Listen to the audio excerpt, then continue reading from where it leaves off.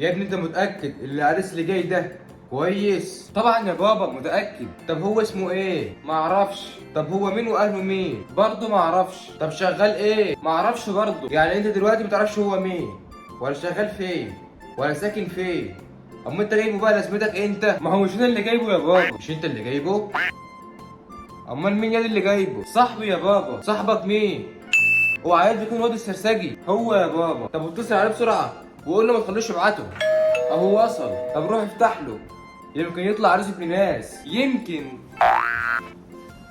السلام عليكم. عليكم السلام. ده اللي هو ازاي ده؟ بص يا راجل انت، على السكه وعلى الدغري كده، انا جاي اخد ايد بنتك. يا راجل انت، طب وانت تاخد ايد بنتك تعمل بيها ايه؟ اعمل بيها ايه يعني؟ ده انا احط لكم فيها خواتم وغوايش. خواتم وغوايش؟ يا عيني عليك يا اختي، يعني هتتجوز واحد حشاش وعبيط؟ طب احنا عندنا اهوت، اما تشوف في ايه تاني. بتقول حاجه ياض؟ انا؟ ايوه انت. امال هتكون امي؟ طب روح اسال امك وانت تعرف. ده انت عليه ادب بقى وعايز تتربى. ولا اثبت مكانك.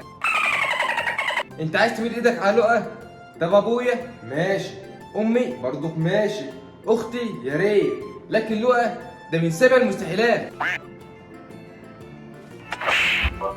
ده انت تمد ايدك على لقى وابو لقى ولا يهمك كمان.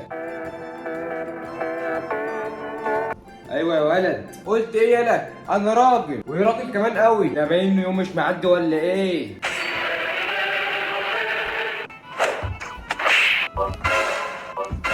طب نخش بقى في الموضوع على طول. نخش في الموضوع. طب انا بقى عايز ايد بنتك. طب انت عندك شقة؟ ايوه عندي. هي فين؟ دي ايه؟ قصدي الشقة دي. هم قالوا لك ان دي مسكن الشباب يا حبيبي؟ يا خالو هو انت بتحب بنتك ولا ما بتحبهاش؟ اه بحبها. طب انت عايز تاخدها منك ليه؟ يا ابني مش قصدي كده، هي الاصول بتقول كده، انا اعمل ايه؟ انا مالي يا خالد بالاصول؟ انت بتحب بنتك ولا لا؟ ايوه بحبها. تمام. طب انت تحب بنتك اللي تبعد عنك؟ لا مش قوي يعني. هو ايه اللي مش قوي؟ يا ابني الاصول بتقول ان العريس لازم يجيب شقه لعروسته. الاصول في الفصول. الاصول في الفصول؟ ده ايه العبط ده؟ يا بابا وافق بقى وخلاص. ايوه، ما هو عشان انت مش شايل مسؤوليه بتقول وافق وخلاص. كل حاجه على قفايا انا اللي تشوفه بقى يا بابا. طب سيبك بقى من الشقه دلوقتي، نخش بقى على الشبكه. عادي نخش على الشبكه. طب بص، احنا عايزين دبلتين العروسه ومحبس. ومين بقى اللي هيجيب الدبلتين والمحبس دول؟ انت يا ابني اللي هتجيبهم. طب وانا اجيبهم ليه؟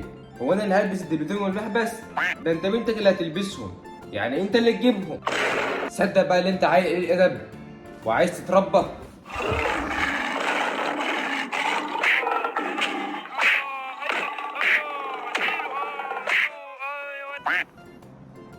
نسيت بقى يا عمو، الفرح هيبقى عليك. انت ما حرمتش؟ ده الحاجه شافك من الشباك.